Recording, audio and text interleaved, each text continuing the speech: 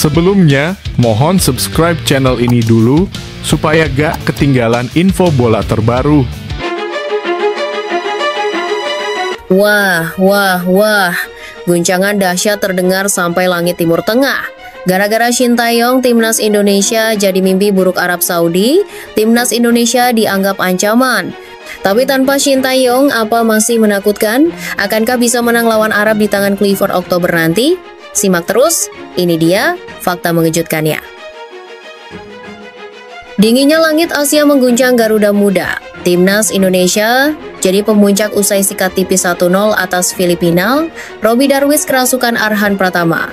Sundulan pemain Filipina berbuah manis ke jala gawangnya sendiri. Malaysia mulai ketar-ketir melihatnya. Akankah Vandenberg sapu bersih grup A tanpa kekalahan di kandang sendiri? Ikuti terus perjalanan menariknya Garuda Muda. Simak baik-baik. Ujian berat tanah air tercinta. Baru saja drawing sudah dihujat. Erick Thohir minta netizen stop serang timnas Indonesia. Akankah ET mampu membungkam serangan netizen dengan membawa timnas Indonesia lolos Piala Dunia di tangan Clifford? Atau justru memanggil STY kembali? Temukan fakta menariknya sekarang juga. Dengarkan baik-baik ya. Dua-duanya komit untuk bergabung. Breaking news. Akhirnya anak emas yang hilang dari Eropa ditemukan. Dua striker naturalisasi sepakat gabung timnas semalam. Pengganti Romeni terkuak. Siapa dia? Apakah lebih gacor dari Ole dan siap jadi bintang baru bersama Ole Romeni? Tonton terus fakta selengkapnya. Siapa tahu kamu penasaran.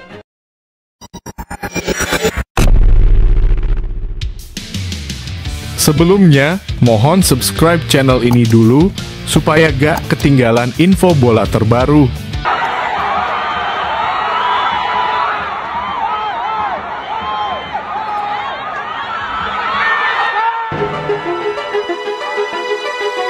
Saking takutnya sama timnas Indonesia, media Arab Saudi sampai 2 Agustus. Asal jangan ketemu Garuda lagi. Bayangkan, sebuah negara dengan tradisi sepak bola kuat seperti Arab Saudi takut ketemu timnas Indonesia.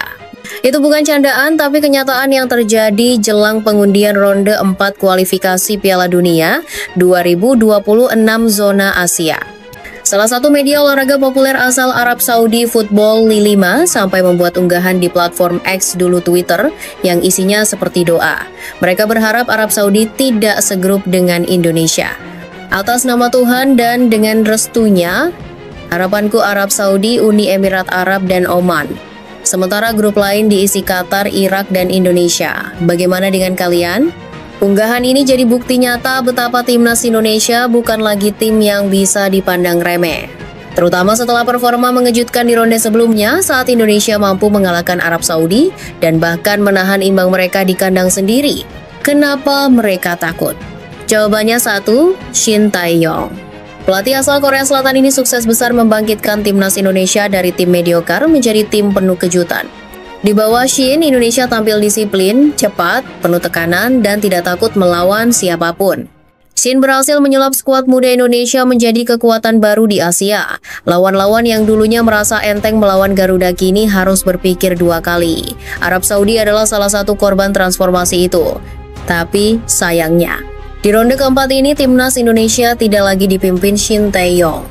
Kini pelatih barunya adalah Patrick Kluivert, legenda sepak bola Belanda. Secara nama, Kluivert memang punya reputasi besar sebagai mantan pemain elit Eropa. Tapi sebagai pelatih, rekam jejaknya jauh dari kata meyakinkan. Ia belum pernah benar-benar sukses menangani tim nasional, apalagi yang penuh tekanan seperti Indonesia. Dan ini langsung terlihat di laga terakhirnya. Indonesia dibantai 0-6 oleh Jepang. Bukan cuma kalah skor, tapi kalah dari segala aspek permainan penguasaan bola, peluang, organisasi lini belakang, dan mental, 0 semua poinnya. Banyak yang langsung membandingkan, di tangan Shin Tae-yong Indonesia mampu bikin Arab Saudi gemetar, tapi di tangan Kluivert kalah telak dari Jepang. Lalu siapa yang lebih baik? Dari sini terlihat jelas bahwa Shin Tae-yong punya nilai plus di semua aspek penting. Dia bukan hanya pelatih, tapi arsitek kebangkitan Garuda. Sosok yang mengubah mental pemain, memperbaiki kultur latihan, dan membentuk gaya main agresif dan rapi. Kini Indonesia tergabung di grup B bersama Arab Saudi dan Irak. Laga-laga ke depan akan sangat menentukan. Jika timnas ingin melaju otomatis ke Piala Dunia 2026, maka harus jadi juara grup. Kalau hanya runner-up, harus jalani playoff yang sangat ketat dan berisiko. Masalahnya, bermain di kandang Arab Saudi dan Irak bukan hanya soal sepak bola. Admin Arab banyak pengamat menyebut adanya tekanan non-teknis seperti keputusan wasit yang condong ke tuan rumah atau aroma mafia sepak bola kawasan Timur Tengah. Disinilah pentingnya memiliki pelatih seperti Shin Tae-yong. Ia paham tekanan Asia. Ia tahu bagaimana mengatur mental pemain menghadapi suasana penuh intimidasi.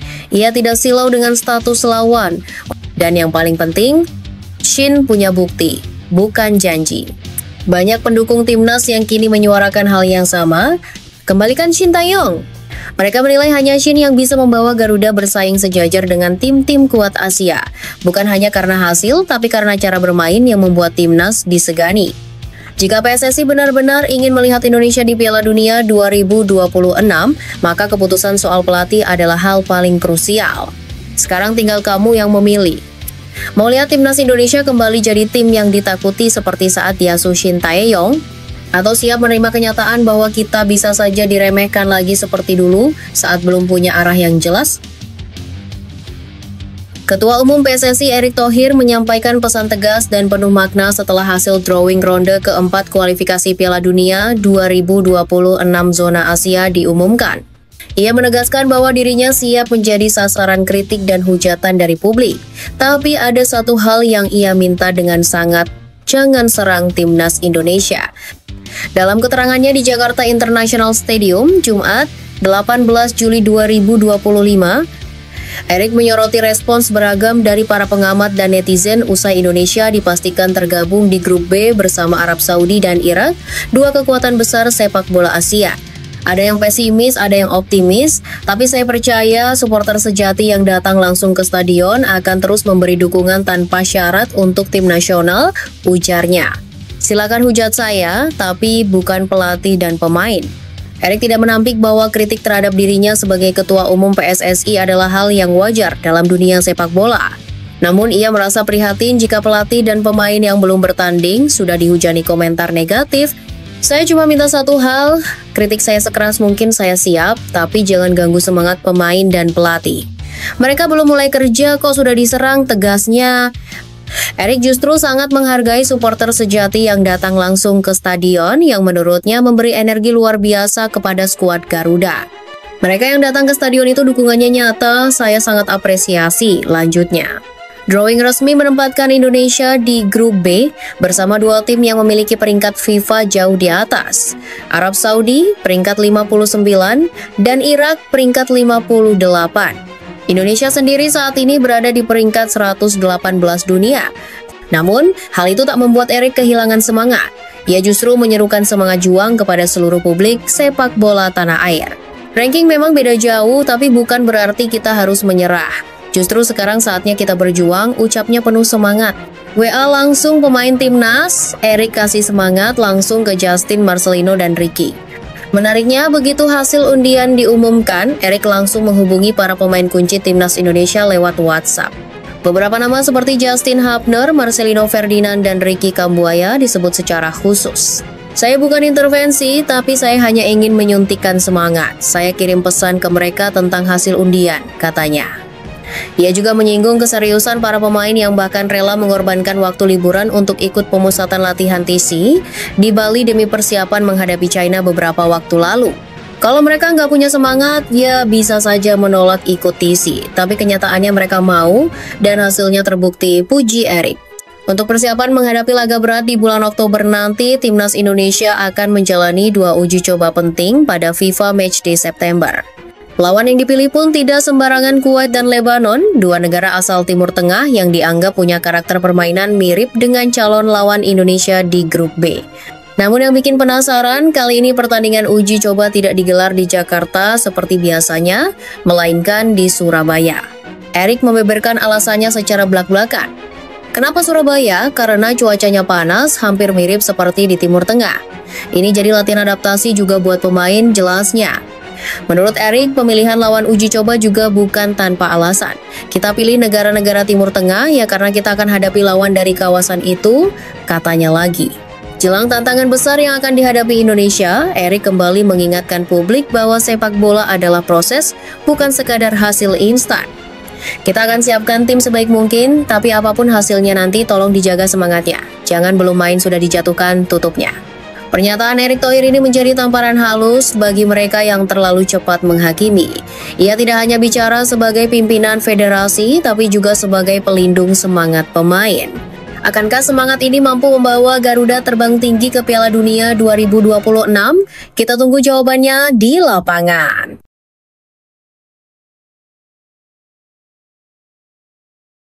J. Noah Idzes, lahir 2 Juni 2000, adalah pemain sepak bola profesional yang bermain sebagai bek tengah untuk klub Serie A Venezia. Lahir di Belanda, ia mewakili tim nasional Indonesia. Setelah mewakili berbagai tim muda di Belanda, ia memulai karirnya di klub Eerste Divisie Eindhoven sebelum pindah ke klub Belanda lainnya, Go Ahead Eagles, di mana ia membantu tim tersebut promosi ke Eredivisie dan menghabiskan 2 musim di divisi utama. Pada musim panas 2023, Idzes pindah ke klub Italia Venezia dan berhasil promosi ke divisi utama pada musim debutnya. 3. Berkebangsaan Belanda, ia memilih untuk mewakili Indonesia di tingkat internasional sejak tahun 2023 setelah lolos kualifikasi untuk negara tersebut melalui kakek dari pihak ibu yang lahir di Indonesia. Ia melakukan debut internasionalnya pada Maret 2024. Karir klub Eindhoven. Idzes melakukan debutnya di Eerste Divisie untuk Eindhoven pada 28 April 2018 dalam pertandingan melawan TAP OS sebagai pemain pengganti Hervé Matthijs pada menit ke-89. Go Ahead Eagles. Pada 20 Juli 2020, Idzes pindah ke Go Ahead Eagles setelah laga transfer berlarut-larut di mana klub barunya awalnya mengira kontraknya dengan Eindhoven telah berakhir, namun akhirnya setuju untuk membayar biaya yang tidak diungkapkan. Venezia. Pada 30 Juni 2023, Idzes menandatangani kontrak berdurasi 4 tahun dengan klub Serie B Venezia. Pada 25 Agustus 2024, ia memainkan debutnya di Serie A menghadapi Fiorentina dengan hasil seri tanpa gol. Karena itu, Idzes menjadi pemain Indonesia pertama yang bermain di divisi teratas Liga Italia.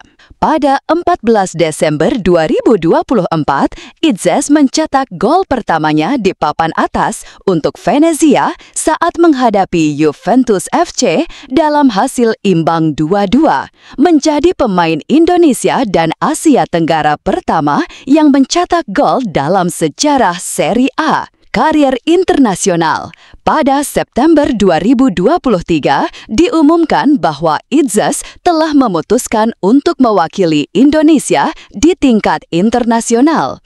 Pada 28 Desember 2023, ia secara resmi diberikan kewarganegaraan Indonesia sehingga memenuhi syarat untuk bermain untuk tim nasional. Namun, ia tidak tersedia di skuad Piala Asia AFC 2023 karena pendaftaran skuad telah ditutup.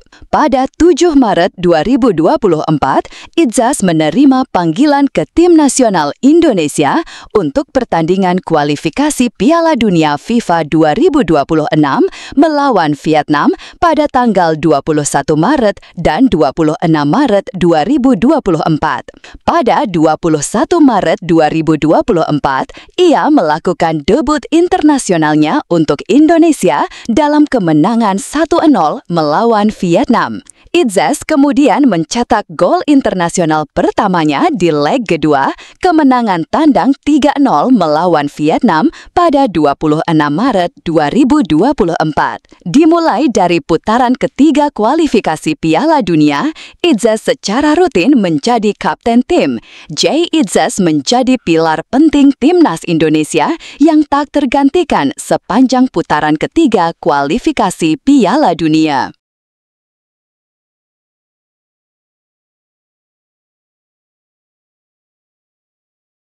Mes Victor Yosef Hilgers, lahir 13 Mei 2001, adalah pemain sepak bola profesional yang bermain sebagai bek tengah untuk klub Eredivisie Twente.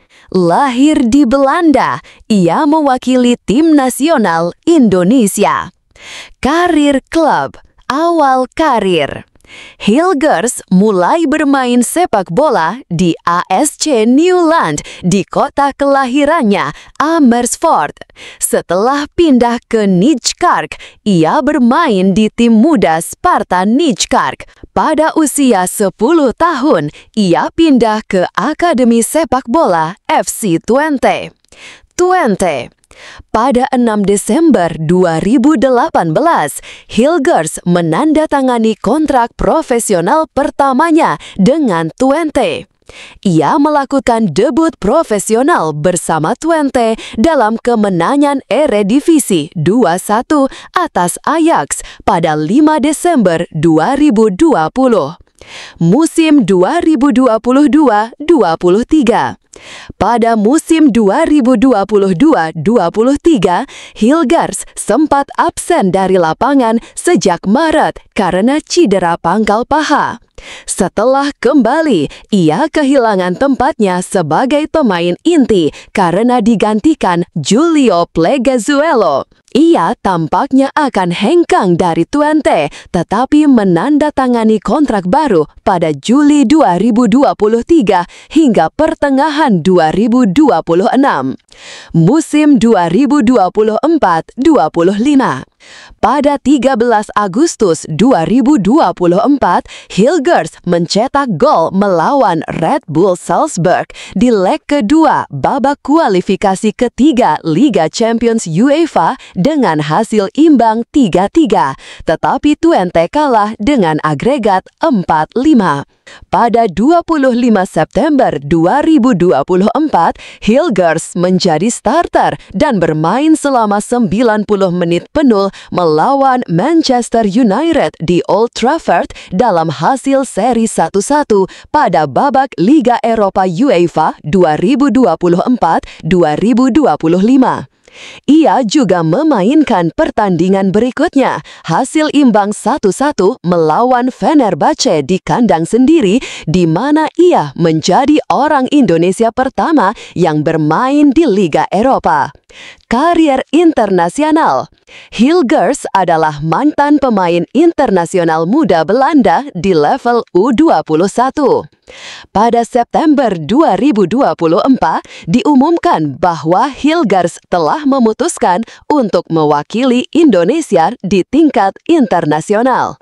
Pada 1 Oktober 2024, ia dipanggil untuk pertandingan kualifikasi Piala Dunia FIFA 2026 melawan Bahrain dan China.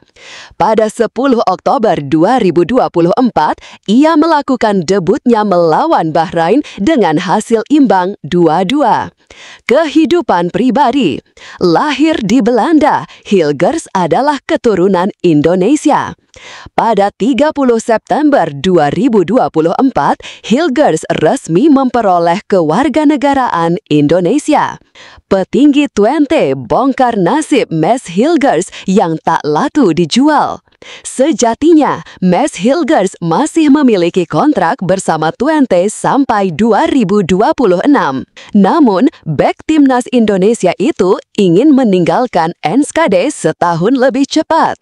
Hilgers memanfaatkan bursa transfer musim panas 2025 untuk mencari pelabuhan baru. Mencicipi tantangan di luar Belanda menjadi agenda Hilgers. Masalahnya, belum ada tawaran serius untuk sang palang pintu. Padahal, bursa transfer sudah berjalan sekitar sebulan. Direktur teknis Twente, Jan Strauer, tak panik mengenai kondisi Hilgers yang tak kunjung terjual. Pihak klub memilih untuk bersikap santai lantaran sesi jual beli pemain masih panjang. Mes sudah beberapa kali mengindikasikan ingin mengambil langkah selanjutnya dan kami sudah menindaklanjuti di bursa transfer. Anda bisa menunggu sampai seorang pergi, tapi mungkin pertengahan Agustus. Jika Mes bertahan, kami akan punya pemain tambahan di lini belakang. Akan tetapi, saya tidak berharap banyak. Kami juga tahu dia sedang diincar klub-klub asing. Belum ada tawaran, tapi masih terlalu dini. Banyak hal akan terjadi musim panas ini, tutur dia. Menurut laman Transfermarkt, Hilgers memiliki harga tasar 6,50 juta euro atau 114,4 miliar rupiah. Hilgers sendiri menghabiskan 5 tahun di Twente. Jika dihitung dari masa tim junior, pria berpostur 185 cm sudah 14 tahun mengabdi untuk raksasa Enschede. Kisah Hilgers bersama Twente dimulai pada 2011. Kala itu, Hilgers datang ke tim akademi sebagai bocah usia 10 tahun. Dia bermain untuk skuad muda selama 9 tahun sebelum promosi ke tim senior. Tanggal 5 Desember 2020 menandai penampilan perdana Hilgers bareng tim utama Twente. Figur yang memiliki darah Makassar mendapatkan debut saat melawan Ajax dalam partai Liga Belanda. Setelahnya, Hilgers menjadi andalan lini belakang Twente. Total 131 penampilan dia catatkan untuk The Tuckers. Hanya saja, Hilgers belum pernah angkat trofi bareng Twente.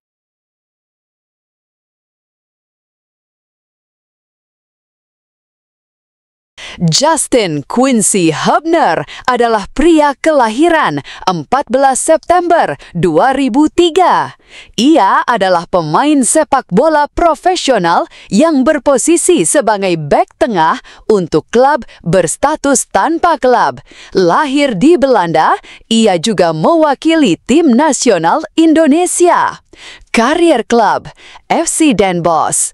Sebagai pemain muda, Hubner bergabung dengan Akademi Muda Klub Kasta Kedua Belanda Den Bosch, Wolverhampton Wanderers. Pada Februari 2020, Hubner bergabung dengan klub Liga Utama Inggris Wolverhampton Wanderers dari Den Bosch. Dengan klub barunya menggambarkannya sebagai bek tengah sisi kiri yang akan masuk skuad akademi mereka. Pada 1 Februari 2023, Wolves mengumumkan bahwa Hubner telah menandatangani kontrak baru berdurasi 2,5 tahun yang membuatnya tetap di klub hingga Juni 2025. Pada 2 Desember 2023, ia ditunjuk menjadi pemain cadangan untuk pertandingan Premier League melawan Arsenal. Pinjaman ke Cerezo Osaka. Pada 12 Maret 2024, Hubner bergabung dengan klub C1 League Cerezo Osaka dengan status pinjaman selama semusim. Pada 16 Juli 2024, masa peminjaman Hubner dihentikan lebih awal oleh Cerezo dan ia kembali ke Wolves. Ia tampil 6 kali di Liga J1 dan 2 kali di J-League Cup. Karier internasional, junior Belanda. Hubner mewakili tim sepak bola Belanda U19 dan pada 25 Maret 2023 ia bermain untuk Belanda U20 dalam pertandingan persahabatan melawan Prancis U20. Indonesia. Pada Oktober 2022, Hubner dikaitkan dengan tim nasional sepak bola Indonesia. Manajer Indonesia Shin Taeyong menyebut Rafael Struijk, Ivar Jenner, dan Hubner sebagai pemain Eropa yang berpotensi dipanggil tim nasional Indonesia menjelang Piala Asia AFC 2023 serta status Indonesia yang menjadi tuan rumah Piala Dunia FIFA U20. Hubner kanan bermain untuk Indonesia dalam pertandingan melawan Australia di Piala Asia AFC 2023. Hubner bergabung dengan skuad Indonesia untuk pemusatan latihan di Turki pada November 2022. Dia mengatakan, "Saya saat ini berada di Turki untuk bergabung dengan tim nasional Indonesia. Saya sangat senang memiliki kesempatan untuk bermain dengan teman-teman saya. Saya berharap dapat mengharumkan nama Indonesia." Pada 17 November 2022, ia bermain untuk Indonesia U20 melawan Prancis U20 dalam pertandingan persahabatan di Spanyol. Dia juga bermain melawan Slovakia U20 2 hari kemudian. Pada 2 Januari 2024, Hubner melakoni debutnya untuk tim senior Indonesia melawan Libya dalam pertandingan persahabatan. Pada tanggal 15 Januari, Hubner melakoni debut kompetitifnya di Piala Asia AFC 2023. Ia membantu tim mencapai babak gugur pertama mereka. Pada April 2024, Hubner masuk dalam skuad final Indonesia U23 untuk Piala Asia U23 AFC 2024. Pada 18 April, ia melakoni debutnya untuk tim U23 meskipun sebelumnya bermain 90 menit untuk Cerezo di Piala J-League. 2 gol bunuh diri. Piala Asia 2023, Altu Mama, Doha, 24 Januari 2024. Pada menit ke-88, Ayase Ueda melemparkan tembakan yang membentur tubuh Hubner. Bola berubah arah dan mengecoh sang penjaga gawang, lalu tercatat sebagai gol bunuh diri. Kualifikasi Piala Dunia 2026, Stadion GBK Jakarta, 15 November 2024. Hubner mencoba menghalau umpan mendatar dari Daichi Kamada pada menit ke-35. Namun aksinya malah mengarahkan bola ke pojok gawang Indonesia, membuka skor untuk Jepang yang kemudian menang 4-0. Kehidupan pribadi. Hubner lahir di Belanda dari pasangan Ferdinand Patrick Rudolf Hubner dan Brigitta Profitus. Ayahnya merupakan seorang keturunan Indonesia dengan keluarga di Makassar, sementara ibunya berkebangsaan Belanda. Pada 3 November 2023, Presiden PSSI Erick Thohir mengatakan kepada pers bahwa Hubner akan dinaturalisasi menjadi warga negara Indonesia sesegera mungkin. Pada 6 Desember 2023, Hubner resmi memperoleh kewarganegaraan Indonesia. Saat ini, Hubner diketahui sedang dekat dengan selebritis Jennifer Koppen dan sering membagikan momen kebersamaan mereka di media sosial. Jennifer Koppen membagikan momen liburan hangat di Jepan bersama Justin Hubner dan putrinya Kamari yang terlihat begitu dekat dan akrab bak keluarga kecil.